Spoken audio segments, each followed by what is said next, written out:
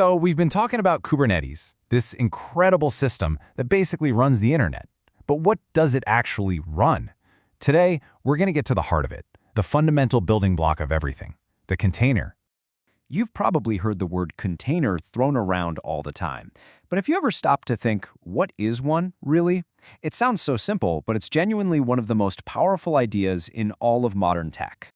So yeah, last time we saw how Kubernetes is this grand orchestrator for our applications. But here's the key detail, the little secret we didn't get into. Kubernetes doesn't manage your apps directly. Nope, it only manages them when they're nicely packaged up inside these things called containers. Now, to really get why containers are such a revolution, we have to go back in time. We need to understand the absolute mess they were invented to clean up. This is the story of the deployment problem. For the longest time, running software was, well, it was kind of clumsy. First, in the traditional era, you just cram a bunch of apps onto one big physical server. The problem? If one app got greedy and hogged all the memory, the other apps would just fall over. So then came the virtualized era.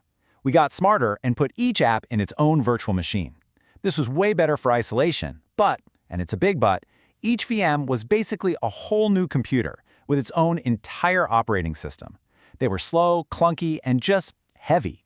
And this led to maybe the most infamous phrase in all of software development, well, it works on my machine.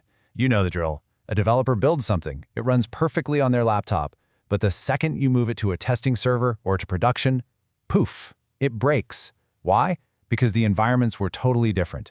Different libraries, different versions, different settings. It was just pure chaos. And right out of that chaos came an incredibly elegant idea. A truly brilliant solution, the container. It is the hero of our story today. So, here's the crucial point. A container image is a standardized package. The best way to think about it is like one of those big metal shipping containers you see on boats. It's a single, ready-to-run bundle that has everything, and I mean literally everything, an application needs to do its job. So if we could peek inside this digital shipping container, what would we find? Well, it's not just your code. It's the runtime, like Java or Python. It's all the system libraries it needs, every single dependency, and all the important settings. The whole shebang is bundled up in there.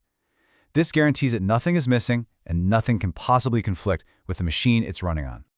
And this is the ultimate payoff. This is the magic phrase. Because everything is packaged together, that whole "it works on my machine" nightmare is finally over. A container gives you this rock-solid guarantee that your app will run the exact same way, every single time, everywhere. Now, if this idea of isolating an application in its own little world sounds familiar, you're right on the money. It brings up a really big question. How is this actually different from those virtual machines we just talked about? Because you might be thinking, hold on, a self-contained environment with an application inside? That sounds exactly like a VM. And you know what? That's a great question.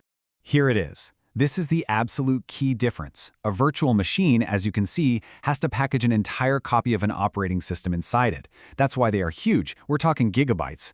But a container is much smarter. It shares the operating system of the host machine it's running on. It only packages the application and its direct dependencies. This is what makes it so unbelievably lightweight and efficient. And that lightweight nature leads to a shocking difference in speed. While a VM can take minutes to boot up its own operating system, a container can start in seconds, sometimes even less. This speed, this is the secret ingredient that makes the entire modern scalable cloud actually possible. Okay, so now we get what a container is. Let's connect it back to Kubernetes. How does the great orchestrator actually use these powerful little building blocks? So here's a fascinating little detail. You'd think Kubernetes is all about managing individual containers, but it's not. It actually works with an abstraction, a layer that sits right on top of the containers.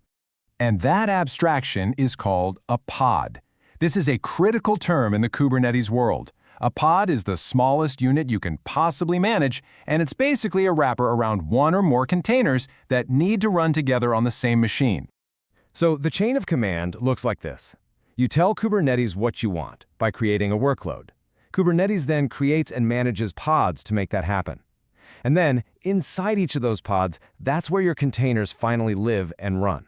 Containers are the fundamental unit at the very, very bottom of the stack. All right, let's zoom out and put all the pieces together. The entire modern cloud as we know it is essentially powered by two transformational ideas working in perfect harmony. First, you've got containers. They solved the packaging problem. They gave us a standard, reliable, and portable way to bundle our applications so they run the same way everywhere. No exceptions. And second, you have Kubernetes. It solved the management problem. It gives us a powerful framework to run, scale, and heal those container packages across massive fleets of machines, and it does it all automatically. This partnership is what changed everything. So, let's do a lightning-fast recap. The problem was inconsistent, chaotic environments. The solution? Containers, which package an app with all its dependencies. The amazing result is that applications run the same everywhere. And the scale? Well, that's where Kubernetes steps in to manage all those containers for you. So now we understand the what and the why of containers. But this just opens up a whole new set of questions, doesn't it? Like, what is actually inside one of those container images? And where does the famous blue whale, Docker, fit into this picture? We'll break all of that down next time.